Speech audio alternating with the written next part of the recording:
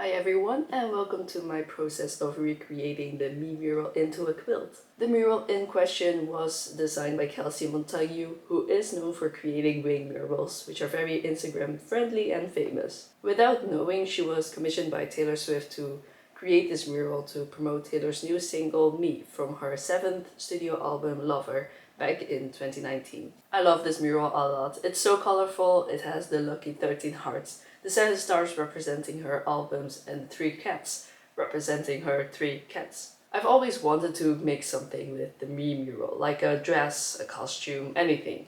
I've been reading into quilting for a while now. When I saw all the doodles within the mural and all the black outlines, I knew this project would be perfect for a raw edge applique quilt using free motion quilting.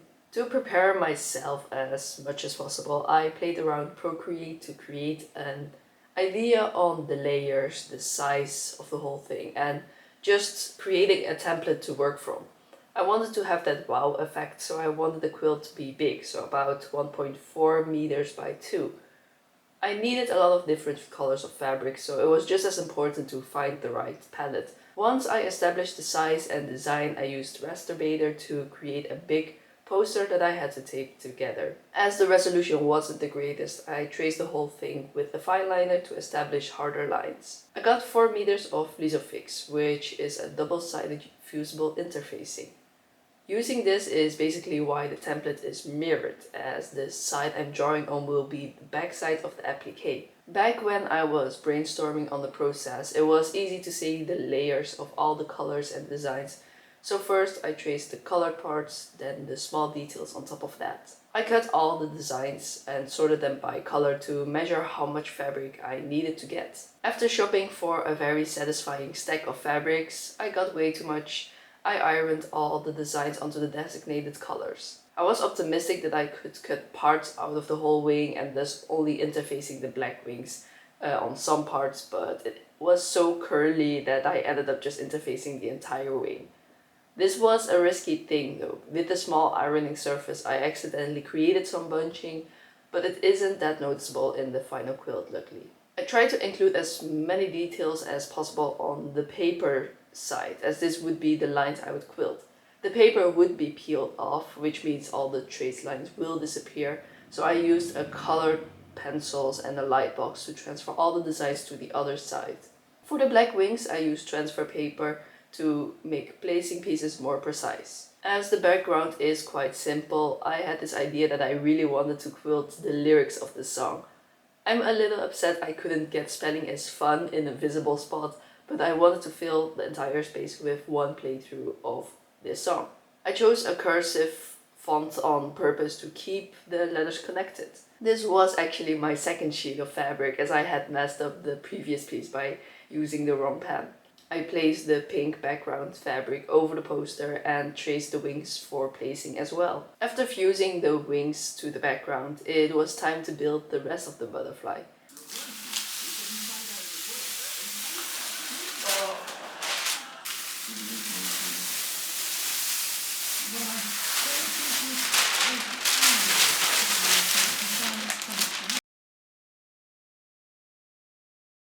At this point, all the appliques are stickers, so I cut out the pieces, peeled off the backings, and pressed them onto the right spots.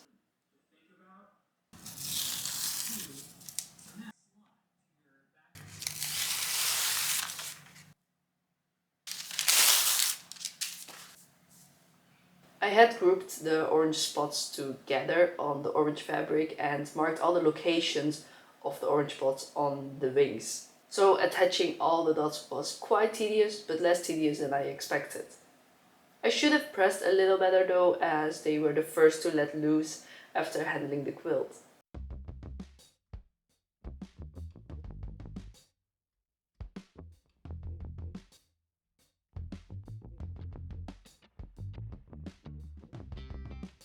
After the first layer was done, it was easy to keep stacking all the details.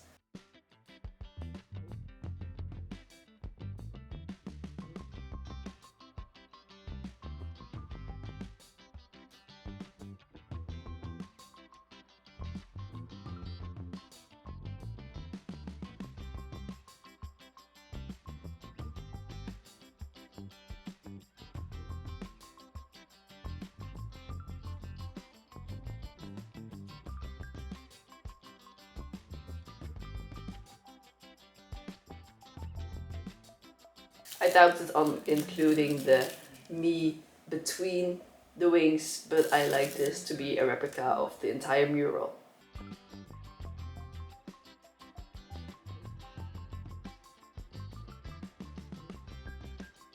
For the backing, I just had to get this colorful brick fabric as it reminded me of the first shots of the music video.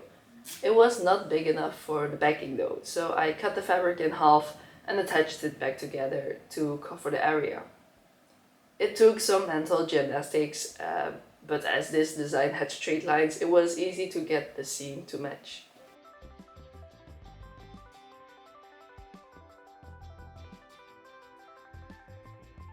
I doubted whether I wanted to raw edge applique first or only quilt the top and the bedding, but I decided to just quilt the whole sandwich to get that puffy effect and make a sturdy quilt.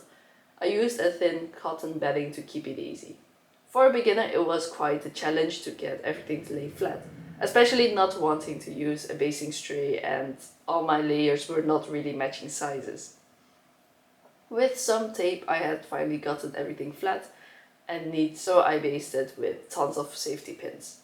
Handy thing about this is that I do a lot of running events, so I had tons of leftover pins from my bibs. Getting into free motion quilting is just asking for tension issues. My machine was going way too fast. I was already struggling with tension in other projects, and I was wasting so much thread on testing and trying to get this to work. There was this temptation and an actual attempt to do it all by hand. It was a cute idea and I loved the even stitch lengths when I tried it out, but it was just too unrealistic for a quilt this size. I don't think it was necessary to upgrade my machine, but this project was kind of begging for it. I've been so interested in free motion quilting and free motion embroidery for a long time, so I'm very fortunate and happy to find a good deal on a Pfaff Expression 3.0, and it sews like butter. The speed adjuster was something I really needed, and while I believe I would be able to fit the quilt on my previous machine, the bigger throat space was definitely a nice addition. It's quieter and smooth, which also helped as I spent a week quilting this thing, especially late at night. In this episode of Surprised Pikachu Face when sewing, wearing grippy gloves while quilting actually works. Didn't think I needed them, but glad I had them at home when my hands kept slipping over the fabric. I went through so much thread in this project, probably over 1,000 meters of black, pink and orange. Enjoy some real speed and time-lapse footage of this process.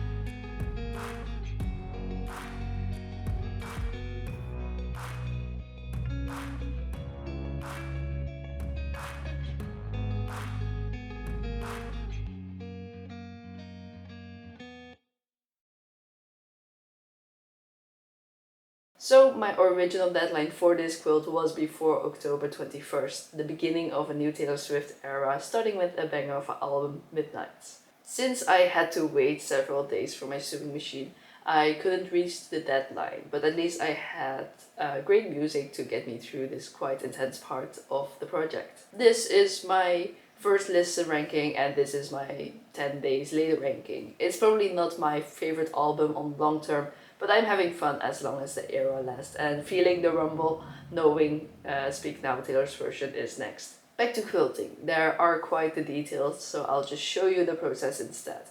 Occasionally I would also trim all the tiny threads to keep it all neat and nice. I polish up real nice.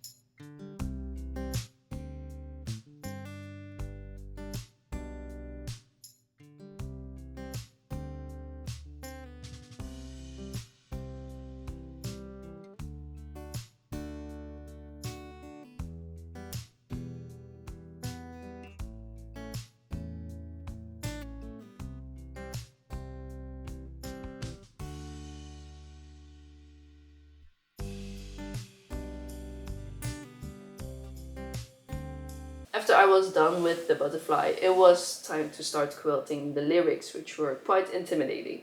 All the free motion quilting on the butterfly were supposed to be doodly, but now I had to follow the lines exactly for a neat result.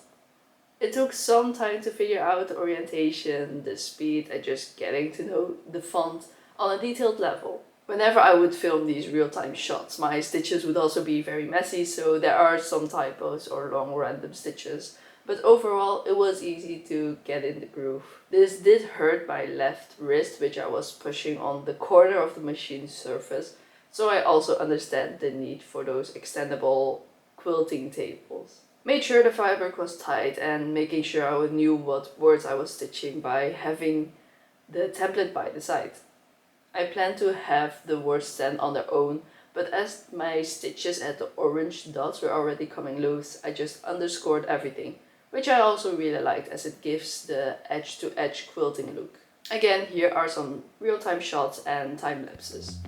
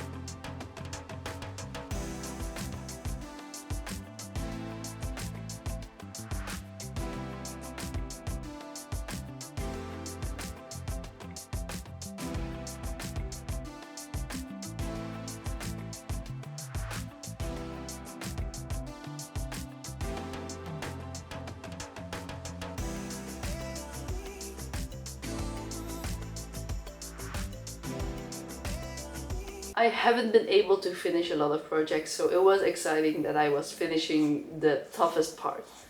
After I was done quilting, I trimmed the sides, made sure all 3 layers were going to be in the quilt. For binding, I was very happy I had 10 meters of bias band from a different project, because to be honest, I was not in the mood to cut and press a new one this week. I've never properly learned how to actually bind edges using bias band, so this time I made sure to sew on the folds, cover the thread on the quilt top, create those mitred corners and neatly connect the 2 meeting points. The width of the binding is admittedly a little thick, but it does make a nice contrast. And as I had binded the quilt, trimmed all the threads, I had finally finished my first ever quilt. As a first quilt, there are obviously beginner mistakes all over. Tension isn't perfect. When the needle isn't down, I would hop a little too far off the quilting line. The occasional messy stitching, but I think it's a very good attempt. I'd love to make another song themed quilt, because while I love this song, there are some prettier lyrics that I would love to stitch. I still freaking love the song Me though. This is not my first me project and also not the last one, but for now I'm very proud to finally finish a sewing project. Anyways, thank you for watching and listen to Midnights. It's me.